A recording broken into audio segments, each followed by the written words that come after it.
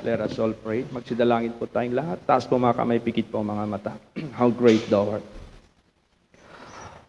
Maraming salamat po, Panginoong Hesukristo, sa malakas na presensya na patuloy niyo pong pinapadama sa aming lahat. Marami pong salamat sa pagkakataong ito na kami po ay magkakaroon na naman po muli ng Holy Communion. Upang sa ganon hindi po namin makalimutan ang dapat hindi namin makalimutan. Sapagkat ito po yung inyong purpose to have this Holy Communion. Sapagkat kayo po nagsabi, do this in remembering me. Ayaw niyo pong makalimutan ang lahat na halimbawa na ipinakita niyo po sa amin, sapagkat ito ay sadya ninyong ginawa upang aming sundin, living as an example that we should follow your steps. Kaya Lord Jesus, tulungan niyo po ang bawat buhay ng inyong mga anak, na itong Holy Communion na ito ay maging aktwal sa buhay po ng inyong mga anak. Bigyan niyo po ang bawat isa ng spiritual understanding to understand the Holy Scripture. Tanging kayo po lamang makapagbukas kahit naman sa isip at sa pangunawa ng bawat isa. Except you open the understanding of everyone, no one can understand the Holy Scripture. Kaya dalangin ko po sa inyo, bless every one of your people, nandito man sa loob ng inyong sanctuary, saan man sila naruroon sa sanglibutang ito, as they listen, O Lord of God, to your message through your precious words, through the mouth of your servant, kayo po ang magbukas sa kanilang pangunawa to understand thy scripture. Kaya dalangin ko po sa inyo, be with us, O God, in thine almighty way. Bless every part of our service, even the Holy Communion service, the singing, and the special number, choir, at lalo't higit sa lahat, speak to your people through your precious words, through the mouth of your servant. I pray, dalangin ko po sa inyo, hide me always behind thy cross, so that not myself will be seen, but it's you that was crucified. You speak to your children. Marami pong salamat. Surround us with your angels, cover us with your precious blood, so that no evil can harm us nor can disturb us. You show the way to your people, the way even to everlasting life. Marami pong salamat. Kayo po nagsabi naman, hingin nyo sa aking pangalan ay pagkaloob ko. In Jesus' name, Amen. Everybody say, praise the Lord. Praise the Lord. Yan ang malaking katanungan. Bakit kinakailangan pa niyang ibigay ang kanyang buhay para sa atin? What is the reason behind? At para saan na ibigay niya ang kanyang buhay sa atin? Let the Scripture give us the answer. No? Hayaan natin ang banal na salita ng Diyos ang magbigay ng kasagutan po nito. Basahin po muna natin ang Luke 24:44 hanggang 49. Sige po. Praise the Lord. And he said unto them, These are the words which I spake unto you, while I was yet with you, that all things must be fulfilled, which were written in the law of Moses, and in the prophets, and in the Psalms concerning me. Then opened he their understanding, that they might understand the Scriptures, and said unto them, Thus it is written, and thus it behooved Christ to suffer, and to rise from the dead the third day, and that repentance and remission of sins should be preached in his name among all nations, beginning at Jerusalem. And ye are witnesses of these things. And behold, I send the promise of my Father upon you, but tarry ye in the city of Jerusalem, until ye be endued with power from on high. Ayan. So, ibig sabihin yan, lahat ang mga nakasulat patungkol sa ating Panginoong Hesukristo na sinulat ni Moses, sinulat ng mga propeta, sinulat sa Salmo, patungkol sa Kanya, kinakailangan all things must be fulfilled. Kailangan ang lahat ay matutupad. Praise the Lord! Praise the Lord. Ito po ay merong dahilan. Ano ang dahilan at sino ang dahilan at bakit ito gagawin niya? Mamaya malaman po natin yan. Ano yung mga nakasulat patungkol sa Kanya. Sinabi niya, "Thus it is written, and thus it behoved Christ to suffer, and to rise from the dead the third day, that the repentance and remission of sins should be preached in His name among all nations, beginning at Jerusalem. And ye are witnesses of these things. And behold, I send the promise of my Father upon you, but tarry ye in the city of Jerusalem until ye be endued with power from on high." So hindi sila pwede magwi-witness about sa ating Panginoong Hesukristo without the Spirit of God. Dahil ang Espiritu lamang ng Diyos ang accurate na magpapahayag ng mga bagay patungkol sa Kanya. If you don't have the Spirit of God, you cannot declare the things of God accurately. That's why pinahintay sila. Wait, yung pangako ng aking Ama, na pupunuin kayo ng kapangyarihan at ng banal na Espiritu.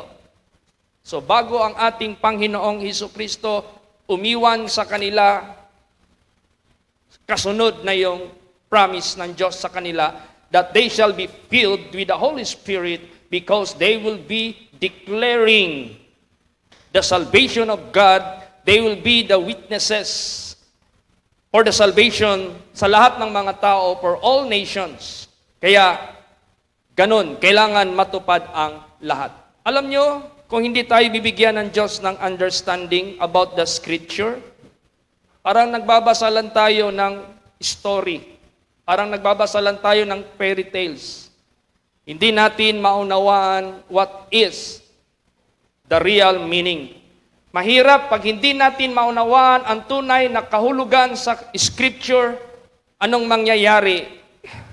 Mawawala tayo sa landas. Kaya ngayon, dapat ang bawat isa, every time you come into the church, every time you come into the sanctuary, before entering the church, you must pray outside first. Anong ipipray nyo dyan sa labas? Ask forgiveness, ask for sanctification, and ask understanding from God to give you understanding about the Holy Scripture that shall be preached, that shall be delivered to you inside of the sanctuary.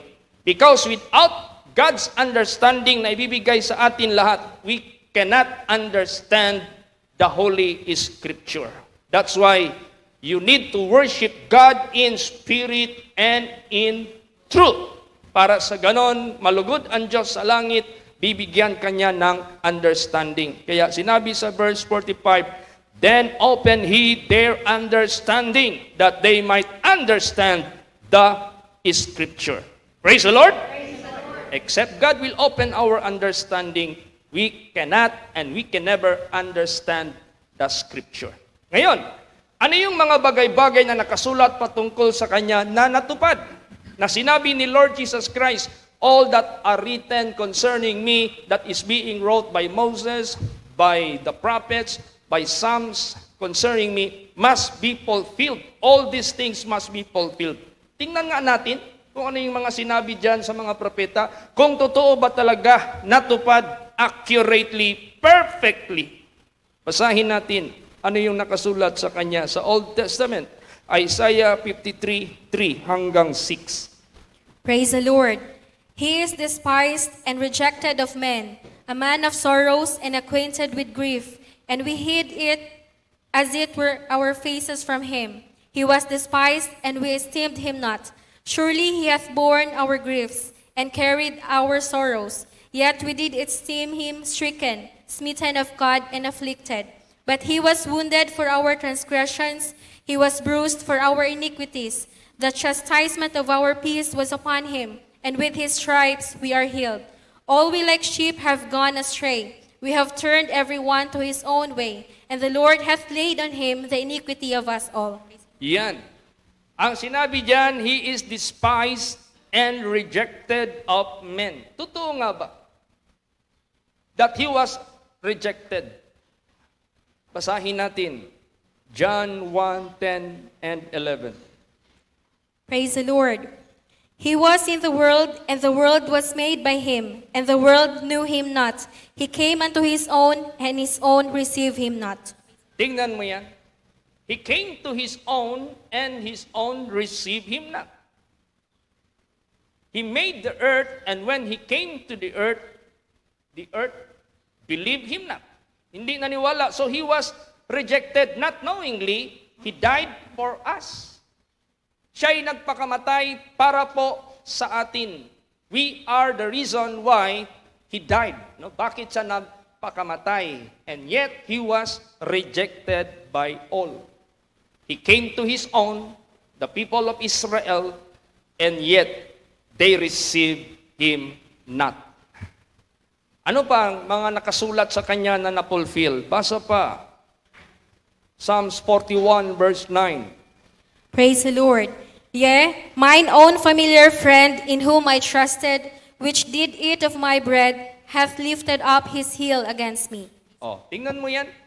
Yung kanyang familiar friend, ibig sabihin yan, this is not just an ordinary friend in whom I trusted. This is a man whom he trusts, who did eat of my bread. Kumakain kasama sa kanyang tinapay. Anong ginawa? Hath lifted up his heel against me. Sinipa siya. Ibig sabihin yan, gumawa ng hakbang against him. Kahit isa na siya sa mga katiwala. Isa na siya na kumakain with his bread. Pero anong ginawa? Sumipa sa kanya. Ano ang fulfillment at sino ito? Basa, Mark 14 verse 10. Praise the Lord. And Judas Iscariot, one of the 12, went unto the chief priest to betray him unto them. Diba? Anong sabi ni Lord Jesus? Kung kanino ko ito i-dip ang tinapay na ito, siya. Kasi natunog na merong mag-betray sa kanya. Judas Iscariot was one of the disciples, of the 12 disciples. Mga trusted people ito ng ating Panginoong Hesukristo, and yet, he betrayed him. Di natupad yung nakasulat dyan. Praise the Lord. Ano pa? Zechariah 11:12. Yung mga nakasulat sa kanya na talagang accurately. Lahat natupad. Sige po. Praise the Lord. And I said unto them, if you think good, give me my price, and if not, forbear. So they weighed for my price 30 pieces of silver. Yan, 30 pieces of silver ang ginawang price para sa kanya. Basahin natin. Matthew 26:14 and 15. Praise the Lord. Then one of the 12, called Judas Iscariot, went unto the chief priest, and said unto them, what will ye give me, and I will deliver him unto you? And they covenanted with him for 30 pieces of silver. Yan. Bakit hindi 25? Bakit hindi 20? Bakit hindi 40? Bakit 30? Nakasulat na yan eh. All these things must be fulfilled concerning me. O di ba? Accurate lahat ang mga kapahayagan ng Diyos sa Old Testament sa mangyayari sa buhay ng Messiah ng ating Panginoong Hesukristo. So, ibig sabihin yan, hindi magpakilan pa man nagsisinungaling, ang Holy Scripture. Therefore, ano pa? Basa pa yung mga natupad sa kanya. Isaiah 53 verse 7. Praise the Lord. He was oppressed and he was afflicted, yet he opened not his mouth. He is brought as a lamb to the slaughter, and as a sheep before her shearers is dumb, so he openeth not his mouth. Yan. Katulad siya sa isang tupa na hindi nagsalita, parang pipi. Dinala siya sa ihawan. Hindi man lang nagsalita. Nangyari ba yan? Basa kung nangyari po yan. Matthew 27:12 hanggang 14. Praise the Lord. And when he was accused of the chief priests and elders, he answered nothing. Then said Pilate unto him, hearest thou not how many things they witness against thee? And he answered him to never a word, insomuch that the governor marveled greatly. Nagtaka ang gobernador, bakit hindi magsalita? Bakit hindi sumagot? Never answered a word. Di ba nangyari? Natupad. He is like a sheep, a dumb pipi na dinala na dyan sa ihawan. So, lahat ng mga nasa Old Testament patungkol sa ating Panginoong Hesukristo, all were fulfilled. Another, pakibasa pa, Psalms 22 verse 1. Praise the Lord.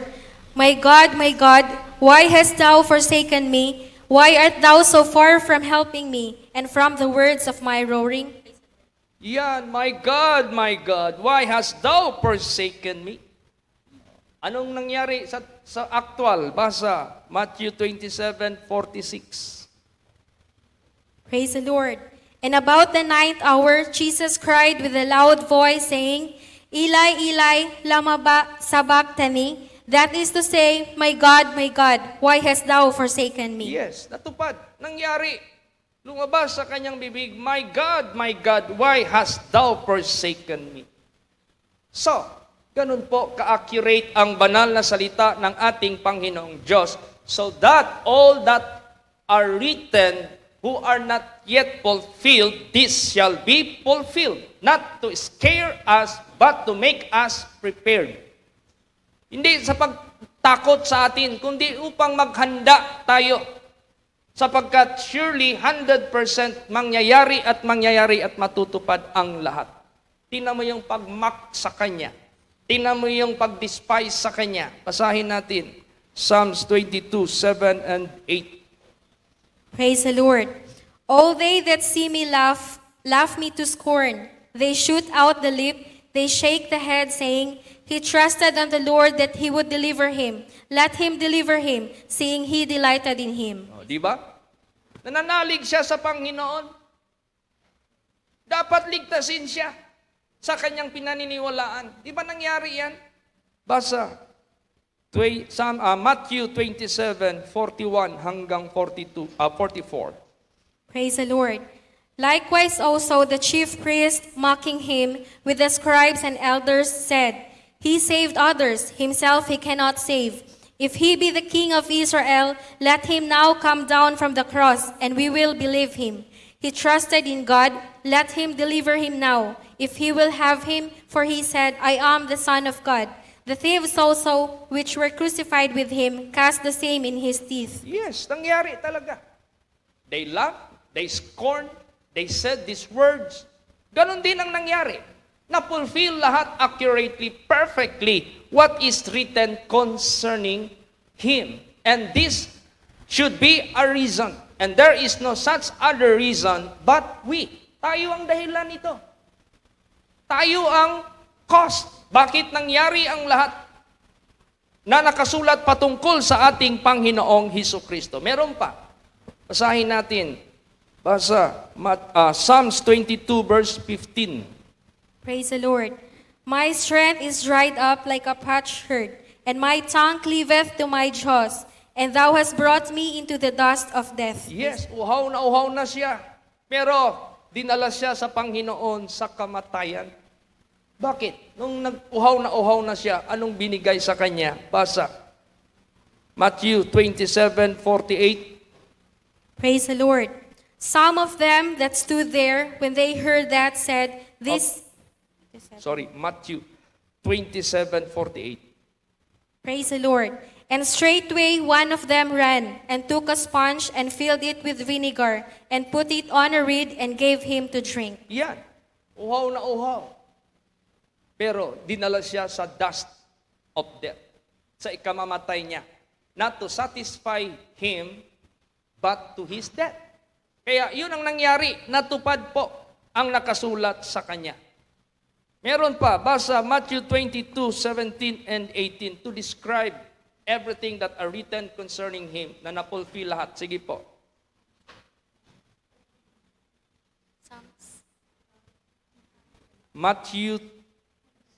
Psalms 22:17 and 18. Praise the Lord. I may tell all my bones, they look and stare upon me. They part my garments among them, and cast lots upon my vesture. Yan. O, tingnan mo yan. Tumingin sila sa akin at hinati-hati nila yung aking balabal o aking damit. And they cast lots upon my vesture. Basa ang fulfillment, John 19:23 and 24. Praise the Lord.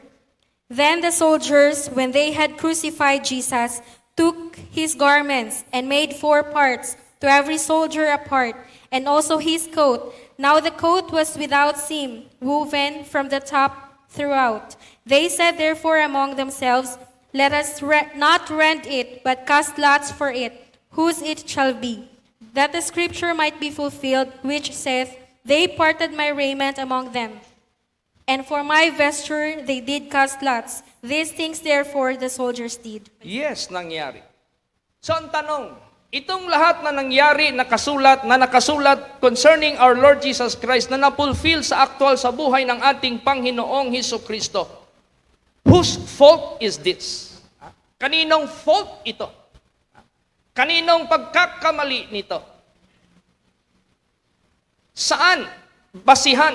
Sino ang nagkamali? Bakit nakasulat at pinangako ng Diyos na mangyayari ito sa Misaya sa ating Panginoong Hesukristo?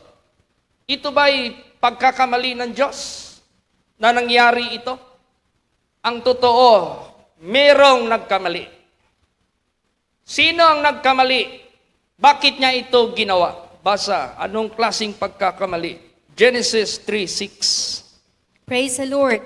And when the woman saw that the tree was good for food, and that it was pleasant to the eyes, and a tree to be desired to make one wise, she took of the fruit thereof, and did eat, and gave also unto her husband with her, and he did eat. Yan! Sila ang nagkamali, and that is the reason why God made it to be done in order to redeem us. Praise the Lord! Praise the Lord! Para lang tayo i-redeem dahil sa pagkakamali ng ating mga magulang. Gusto niya tayong hindi mapapahamak, kundi tayo po ay makuha sa kasalanan na yan. But I hope na hindi mangyari yung mga tao na hindi naniwala sa Kanya, nag-despise sa Kanya. Baka mamaya mangyari, repeat the story that was done. Baka mangyayari din yung ginawa ng mga tao ngayon. Baka isa ka rin na magdi-despise sa Kanya. Isa ka rin na hindi maniniwala sa Kanya. Isa ka rin na magkukrucify sa Kanya. Isa ka rin na magpapapako sa Kanya. Isa ka rin na mag-spit sa Kanyang muka. Alam niyo po, nag-offer na ang ating Panginoon Diyos ng forgiveness, bagong buhay. Pero sa pagpakinig mo, gawa ka pa rin ng kasalanan. So the Bible says, you are crucifying Him again in an open shame. So sa panahon pala ngayon, we can still do it the same thing that they had done to our Lord Jesus Christ. Kung gagawa ka ng kasalanan, you are the same doing doon sa mga ginagawa ng mga tao na nagpasakit sa ating Panginoong Hesukristo. Kaya therefore, saan ka ngayon mabibilang? Saan ka ngayon nabilong? Doon ba sa mga tao na naniwala sa ating Panginoong Hesukristo, na nagsisi tumalikod sa kasalanan and glorifying Him, serving Him, worshiping Him, doing His will, doing what is good and right in the eyes of God? O isa ka sa mga tao na nag-crucify sa Kanya, isa ka sa mga tao na nag-spit sa Kanya, isa ka na sumampal sa Kanya, isa ka na nag-scorn sa Kanya? You can examine yourself today because there will be a time, merong panahon, all that crucify Him will be seeing Him in the sky coming down, and they will be mourning like mourning to His only begotten Son which died. No? Makita nila siya na nagpako sa Kanya, yung mga nagpako sa Kanya, yung nag-despise sa Kanya, yung nag-scorn sa Kanya, makikita nila siya coming down from heaven. Not only the people of Israel, but even the people of the world who despise our Lord Jesus Christ, who are crucifying our Lord Jesus Christ afresh. Yan man yung sinabi dyan. Gagawa ka ng kalukuhan, ng kasalanan, in spite of the forgiveness that He offered unto you, in spite of the grace na dinala ng ating Panginoong Hesukristo, and yet you do not take heed. Ano mangyayari ngayon? Time will come, you will be seeing Him coming down from heaven and you will be mourning. Iiyak ka, magsisisi ka, marirealize mo ang lahat anong ginawa mo sa Kanya, but it is already too late. Dapat ngayon, habang may panahon pa, may pagkakataon pa, God will listen to you. Seek ye the Lord while He may be found. Call ye upon Him while He is near. Let the wicked forsake his ways and the unrighteous his thoughts, and let him return unto the Lord. Magsikap ka ng buong puso. Praise the Lord. So, ngayon, pag wala kang spiritual understanding, maraming mga tao ngayon na masyadong literal, masyadong material ang interpretation nila sa sinasalita ng ating Panginoong Hesukristo. Look at this. Kung anong pag-intindi nyo dito. Basahin natin. Luke 9:23. Praise the Lord. And he said to them all, if any man will come after me, let him deny himself and take up his cross daily and follow me. Yan, kung iisipin mo, this is a hard saying. Jesus Christ would like to bear a cross and to follow Him. Anong gagawin ko? Magkuha ako ng tabla. Ilagay ko dito sa aking likod. Para yan ay papasanin ko kahit saan ako pupunta. Ano pa? Meron pang dagdag. Luke 14:27. Praise the Lord. And whosoever doth not bear his cross and come after me cannot be my disciple. Yes, pag hindi nyo buhatin ang inyong cross at sumunod sa akin, hindi kayo magpakailanpaman maging disipulo ko. So ano ngayon ang interpretation mo dyan? Hindi yan literal. Kapag sinabing magpasan ka ng cross, that is very uncomfortable. Sige daw, magpasan ka ng mabigat sa likod mo. That is uncomfortable for you. Pag sinabing, pasanin mo yung cross, you must suffer in the flesh as what Christ suffered so that you will not continue in sinning, para hindi ka magpatuloy sa paggawa ng kasalanan. For they that hath suffered in the flesh hath ceased from sin. Pag nagtiis ka sa laman, hindi mo hinahanap yung comfortable sa laman mo. At nagtiis ka, you are like bearing cross with you. Pag nagtiis ka sa laman, maghinto ka talaga sa paggawa ng kasalanan. Kasi hindi mo binibigay yung comfort ng laman mo. You are denying yourself. Dinideny mo yung sarili mo. Hindi mo sinusunod yung sarili mo. Hindi sinusunod yung layaw ng laman mo. Hindi sinusunod yung layaw ng mata mo. Hindi sinusunod na anumang layaw ng iyong buhay sa sanglibutan ito. So you are denying yourself and you are bearing the cross. And you are following our Lord Jesus Christ. To follow our Lord Jesus Christ, since He is spiritual, since He is holy, since He is sinless, since He is righteous, you need to be spiritual. Praise the Lord! Kailangan maging spiritual ka. You cannot fulfill the spiritual law of God if you are walking after the flesh. Pag susundin mo yung paglakad sa laman, meaning to say, you are not willing to deny yourself. You are not willing to bear your cross. Therefore, you will never be a follower of our Lord Jesus Christ. And you cannot enter into the kingdom of heaven because He is only the way, the truth, and the life. Praise the Lord! No option. Walang option. Wala nang alternative sa ating Panginoong Kristo. There is no such way to follow Jesus but to suffer in the flesh. There is no such way to follow Jesus Christ except to bear your cross. Praise the Lord. Kailangan pasanin mo ang iyong cross. Hindi pwede. Hindi mo pasanin. You can never be a follower. You can never fulfill His will without denying yourself, without bearing your cross. Hindi ka pwede makasunod. Or else, you will be serving two masters at the same time. But it is impossible for you to please God if you do that. God is a jealous God. One of His name is jealous. You cannot serve two masters, serving God and mammon. You have to forsake and you have to love only one. You have to forsake the other and you have to embrace only one. Ganon ang gusto ng ating Panginoon Diyos. Kaya most of the understanding of the people of the world, they always think literally. Yung mga sinasabi ni Lord Jesus, literal. Kaya maraming mga tao ngayon, ang cross, ginagawa na nilang lucky charm. Anong lucky charm? Pinoproseras, may cross. Kinikwintas, may cross. Sinasabit sa sasakyan, may cross. Hinahalikan, ginagawang idol ang cross. Because they interpret it literally, materially, carnally.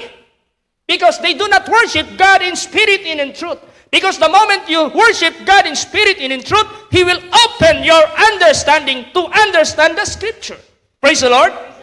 And in order to understand the Holy Scripture, you must be filled with the Spirit of God. In order to be filled with the Spirit of God, you must be clean. In order to be clean, you must suffer in the flesh to cease from sin. Ganon. Ay kaso ang mga tao ngayon, they use the cross as a lucky charm.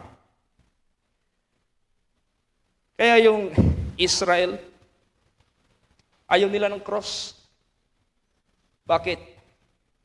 Lahat ng pumatay sa kanila, gumamit ng symbol ng cross. Yung Catholic Crusader noon, inatake nila ang Jerusalem. Kinulong nila ang mga Hudiyo sa church. Sinunog nila. Habang sinusunog nila, nililip up nila yung cross.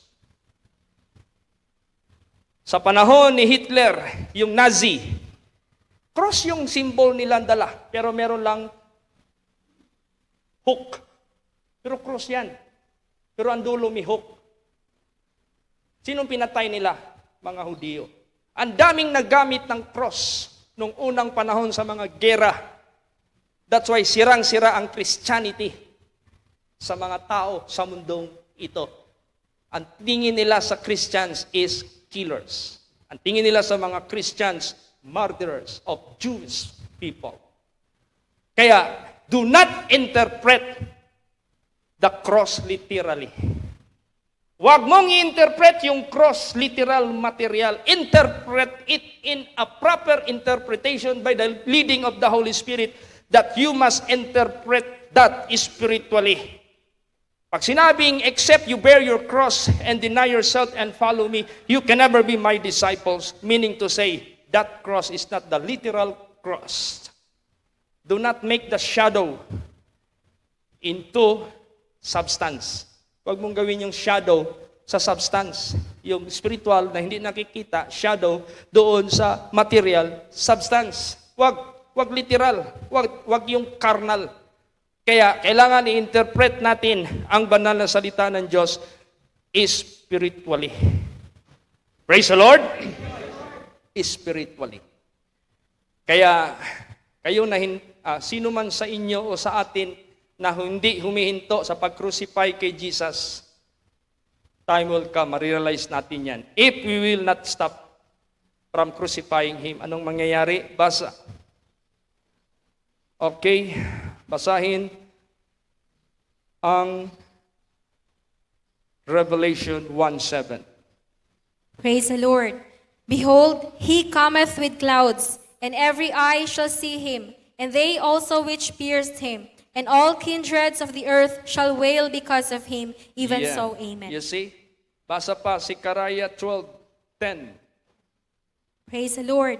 And I will pour upon the house of David and upon the inhabitants of Jerusalem the spirit of grace and of supplications. And they shall look upon me whom they have pierced, and they shall mourn for him, as one mourneth for his only son, and shall be in bitterness for him, as one that is in bitterness for his firstborn. Yeah, this is written concerning our Lord Jesus Christ who are not yet done, but this is to be done. Hindi pa ito nangyayari.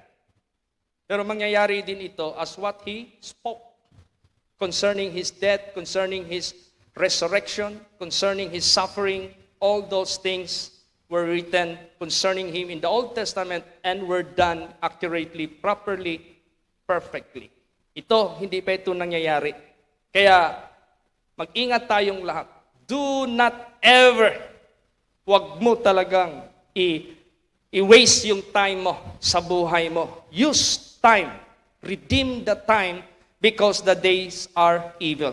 Meaning to say, the wrath of God is coming very soon because of the evil here on earth. What was the reason why God did flood the whole earth? Because of their evil works already went up into heaven and they doing sin, evil continuously, non-stop. Ang mga paggawa ng kasalanan ng mga tao, addict na. Oh. Sinong mag-imagine head of the church na pinaka-largest population in the world na church na magpo-proclaim okay na, accepted na ang mga pinagbabawal ng Diyos like LGBT. Because of iniquity is abounding, the love of many shall wax cold. Meaning to say, if you have the love, you will keep His commandments. And because of the iniquity is abounding, even the love, even the obedient children of God here on earth shall wax cold. They will neglect and forsake the keeping of the commandments of God, and they will cling to the sins of the world, and they will support it, and they will even proclaim it. Even the law, kahit ang mga batas sa mundong ito, they are supporting those things which is prohibited by God. So people nowadays are doing something which is against God. Governments, rulers, gathering together like United Nations. Anong nangyayari? Anong ginagawa nila? They are going against Christ. Kaya malapit na yung reign and rule of the Antichrist. They will be going to fight against Christ. Malapit na yan. Hindi na yan tatagal. Malapit na po yan. Kaya maraming nangyayari sa past noong unang panahon. They are using the cross to kill children of God, Christians. And they thought and they believe in doing so, they serve God. Tingnan mo yan. Basahin natin yan. Kung sinabi na ba yan ni Lord Jesus. John 16, 1 hanggang 3. Praise the Lord. These things have I spoken unto you, that ye should not be offended. They shall put you out of the synagogues. Yea, the time cometh that whosoever killeth you will think that he doeth God service. And these things will they do unto you, because they have not known the Father nor me. Tingnan mo yan. Gagawin nila yan thinking that they are doing God's service. They will do that to you because they do not the Father in me. Paano nangyari yun? Gagawa sila against the children of God, and they think they serve God in doing this. And yet, ginagawa nila ito because they do not the Father. They do not know the Father nor me. Kaya, ganun, because literal ang kanilang pag-intindi. Naalala nyo, nag-react agad yung Roman government. Bakit nila isa reason na patayin nila si Lord Jesus? Because they thought Jesus Christ will grab the power of that nation. They thought Jesus Christ will become literal king. Kaya gusto nilang patayin. Kaya nagalit si Herod. Pagsabi ng mga, pag-inquire ng wise men, where is he which is born king of the Jews? And we are come to worship him. So anong nakatataka agad? Literal ka agad. Oh, meron pala akong karibal na aagaw sa aking trono. O di pinatay niya yung mga bata, 2 years downward. Dahil literal ang kanilang pagtanggap. Kahit ang mga Israelites, literal din ang interpretation nila sa pagdating ni Lord Jesus doon sa Jerusalem. They cannot accept Jesus Christ riding on us. They cannot accept Jesus who was born in a manger. They cannot accept Jesus Christ, which parents, guardians, just a simple carpenter. Ang imagination nila sa Messiah na hinihintay nila will be sitting on the throne of David. Literal kasi. Kaya sabi ni Lord Jesus, time will come, those who pierced me and crucified me will see me. Makikita nila ako. Unless and until the people of Israel will acknowledge me, I will not save them from their enemies. But pag i-acknowledge na nila ako, then that's the time. Yan na yung after Great Tribulation, magkakaroon na ng Battle of Armageddon, papaikutan na yung Israel. Diyan na mangyayari yung sinabi ni Lord Jesus, "O Jerusalem, Jerusalem, how often would I gather you as a hen gathereth her chicks under her wings, and you would not." Papalibutan kayo ng iyong mga kaaway. Ikokordon kayo ng mga kaaway ninyo, palibot sa inyo. Then, until you acknowledge me, that I am your Savior and Messiah. Yan na. So, yan ang nangyari. Maraming pinatay ng mga Hudyo using the cross and believing they did it in the name of God. But in reality, they have done all those things against the Jewish people of God, because they do not know the Father nor me, Jesus said. Kaya ganoon din ang nangyayari ngayon sa sanglibutang ito. There are so much using the name of Jesus Christ, but since ang interpretation nila is literal, they cannot understand the will of God. Di nila maintindihan ano talaga ang will ng ating Panginoong Diyos. So what is the real interpretation of the crucifixion of our Lord Jesus Christ? Bakit siya nagpakamatay? What should be the spiritual interpretation that we should interpret and apply into ourselves? Basa, last verse, Galatians 2:20. Praise the Lord.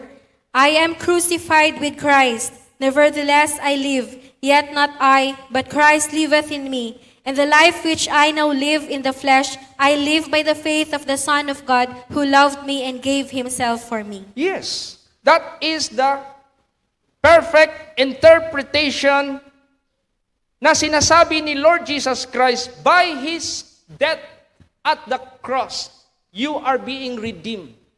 By His death, doon sa cross, kayo ay naligtas. This is the correct interpretation. It is not literal. I am crucified with Christ, nevertheless I live. Because it is not the flesh that you're going to crucify with Him. Yet not I, meaning to say, the former sinful attitude which is you before should no longer exist. That's why yet not I, but Christ liveth in me. Nung hindi mo pa nagawa yan, na si Kristo ang mabuhay sa buhay mo, pag ikaw naniwala na kay Kristo at in-apply mo, right interpretation, right application sa death ni Jesus Christ, siya na ang ilagay mo sa buhay mo. Siya na ang mabubuhay sa buhay mo. Yet Christ liveth in me. It is already God that is working in you both to will and to do His good pleasure. Siya na. Hindi na yung former na buhay mo na makasalanan. Yet not I, but Christ liveth in me. Now the life, yes, you are still existing, you are still living. Now the life which I now live, present time, in the flesh, I live by the faith of the Son of God, because you are doing it even without seeing Him. Ginagawa mo yan kahit di mo siya nakita. That's why by faith. Who loved me and gave Himself for me. That's right. Ang inawit nila kanina, His life for mine, because He gave His life for you and for me. But the question is, do you have understanding about the Scripture? Did you ask God for that understanding in order to understand and fulfill His will? Or, hindi mo iniintindi ng husto, baka makonvict ka. Hindi mo masyadong tinutotoo, baka maya-maya mawala yung bisyo mo. Hindi mo ganong binibigyan ng 100% na attention, baka maya-maya matransform ka. So meaning to say, the problem, it is not in the Holy Scripture. The failure, it is not the life of Jesus Christ because He failed His promise to save us. But the problem is in you. Nasa iyo ang problema. Kaya, yung problema na yan sa sarili mo, will you let that continue till you die? Gusto mo bang ipatuloy yan hanggang sa kamatayan mo? Kanina, kagabi, I saw in the Facebook na merong na-aksidente na, I think, couple. Na paano nangyari, sila pareho napasok sa ilalim ng 10-wheelers truck. Yung misis, ang paa, ando na sa pinakamalayo. Yung katawan na parang manananggal na wala ng mga paa, nandoon sa ilalim ng gulong. Yung lalaki, nandoon sa harap. Hindi mo na malaman kung anong posisyon niya, pero magtaka ka, gumaganon pa yung ulo. Buhay pa. Hindi mo alam. When will be death will come upon you. While you hear the voice of God, do not harden your heart. It is the heart. Ano sinabi dyan? The heart is desperately wicked. Who can know it? I, the Lord. Kaya kailangan yung heart mo, kailangan yan mabago. Kailangan yung heart mo, kailangan you have to love God with all your heart, with all your mind, with all your strength, and with all your soul. If you fail to do that, wala. You can never be a new creature. You can never be found which is in Christ Jesus. You are still with Satan. You are still with the world. The world passeth away in the lust thereof. But whosoever doeth the will of the Father abideth forever. Kaya magsikap po ang bawat isa before it is too late. Bago maging huli ang lahat. Kahapon, I went to houses to conduct prayers. Yung last kong napuntahan sa Toril. And they supposed to come over here to worship the Lord Jesus Christ. But they were able not to come for such reason. Then I offered to them, mamayang gabi, I will go to your house and conduct a service for your sake. Para lang sa inyo. Dahil wala kayong masakyan, ako ang pupunta dyan mamayang gabi. Ask permission from your parents-in-law. Kasi kahapon, pumunta yan sila dito. Naghihingalo na yung anak nila. Almost dead already. Galing sila sa bahay nila, umitim na yung kuko, umitim na yung katawan ng bata. That is what the parents told me yesterday. Then, nakarating sila dito. Hinarang sila sa checkpoint dahil may bata, bawal maglabas. When they said, emergency sir, yung aming anak, tingnan mo. It's already almost dying already. Nakarating sila dito, dala yung Isuzu Elf. Hindi man pampasahero yun, pangkargada man yan. Wala na sila ibang masakyan eh. Emergency eh. Dumating sila dito. Sabi ko, Micah, at yung kasama mo, ama ng bata, magsisi kayo. Bibigyan kayo ng Diyos ng pagkakataon, magsisi. Pagsisi nila, pag-pray, instantly, miraculously, nawala yung lagnat, nawala yung hingal, nag-post na siya kahapon, naglalaro na yung bata. And they supposed to be here this morning, but they failed for having no vehicle na magamit nila. So I offered, sabi ko, punta ko dyan mayang gabi. Then they replied, payag daw yung kanyang mga in-laws na mag-service ako doon. Praise the Lord! Hindi mo man maasahan mag-live sila. Baguhan pa yan, hindi mo pa yan sa live. Kaya, we need to sacrifice for them. Yan yung sinabi ni Lord Jesus Christ. Pumunta kami ng Kalyawa. Dahil yung request sa akin na masolve yung problema nila financially, ibebenta nila yung property. Meron tayong membro na real estate agent, sinama ko siya. Pagdating namin doon, I offered prayer for them. Sabi ng mga tao doon, Pastor, kailangan namin yung prayer mo. Tingnan mo yung waiter ko. Okay, I will make an appointment to come back again. I shall return to pray for you. So meron na naman tayong possible schedule sa Kalyawa. So let us do every opportunity to win more souls. Praise the Lord. Gagawin natin ang lahat ng oportunidad para makawin tayo ng mga kaluluwa. This is the reason why we are still here on earth. Hindi kayo nandito ka sa sanglibutang ito to keep on sinning in order to cast you into the lake of fire. No. God did not call us to uncleanness but unto holiness, unto salvation. Praise the Lord. Kaya magsikap tayo. Kaya keep yourself busy in God's matter. If you do not keep yourself busy in God's matter, you will be engaged in other matter. Kanino yung other matter? Sa kaaway yun.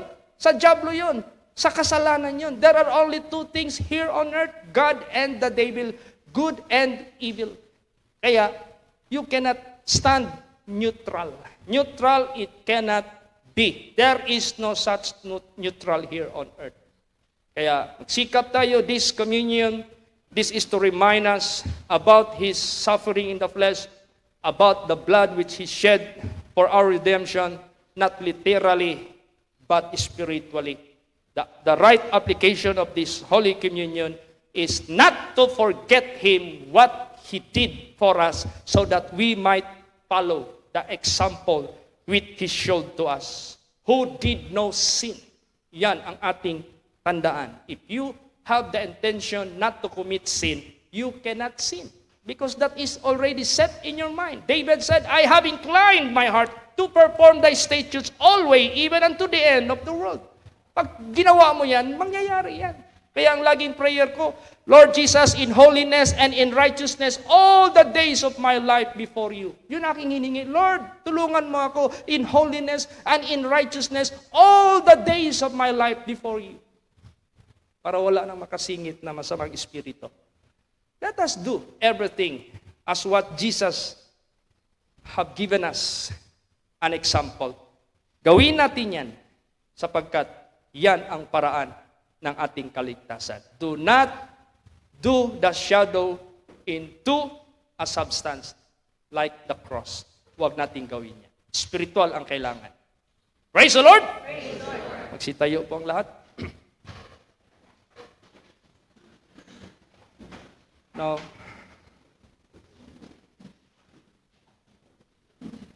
all right. Mag-proceed na muna tayo sa prayer. Then, magsisi ang lahat, maghingi ng kapatawaran. And before partaking the Holy Communion, examine yourself whether you are worthy or not. Then, strive hard to be worthy. Huwag kayong magpabaya. Kasi ang kamatayan, hindi natin alam. Sadyang darating. So, maghanda ang lahat. Huwag nating kalimutan ang real meaning of His death at the cross of Calvary. Apply it spiritually. Praise the Lord. Praise the Lord. Magdalangin pong lahat. Taas po mga kamay, pikit po ang mga mata. Hallelujah. At yung mga hindi pa baptize, I'm telling you, you're not yet entitled to take the Holy Communion because you have something na ginagawa which is against God. Hindi pa kayo thoroughly nalinis. If you partake, if I let you partake it might result damage to your life. Kaya you decide, magpabaptize kayo sa buhay ninyo so that you will be entitled to partake the Holy Communion every time we got communion service. Hallelujah. At yung mga baptized na, huwag niyong kalimutan, huwag kayong mag-isi-isi, huwag kayong magrumi-rumi sa buhay ninyo or else you will be partaking cursed against your own soul. Hallelujah, how great thou art.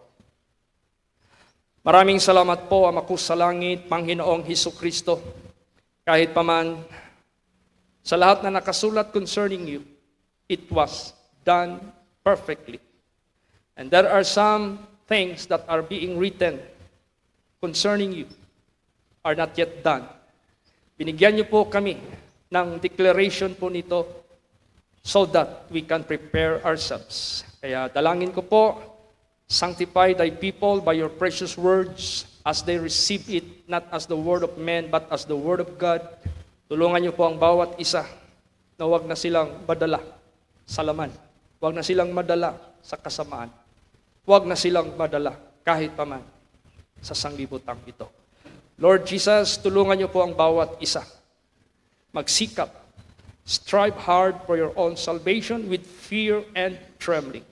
Narito po, Lord of God, ang simbolo ng iyong katawan, the bread which is being broken, and the cup which filled with the grape juice, O Lord of God, as symbolizes your blood in the New Testament that cleanses us. Dalangin ko po sa inyo, Panginoong Kristo.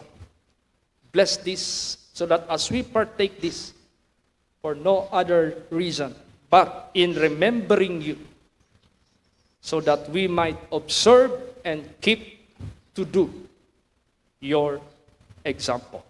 Marami pong salamat. Be with us in thine own mighty way. Surround us continuously with your angels as we partake the Holy Communion. Thank you, Lord. In Jesus' name, amen.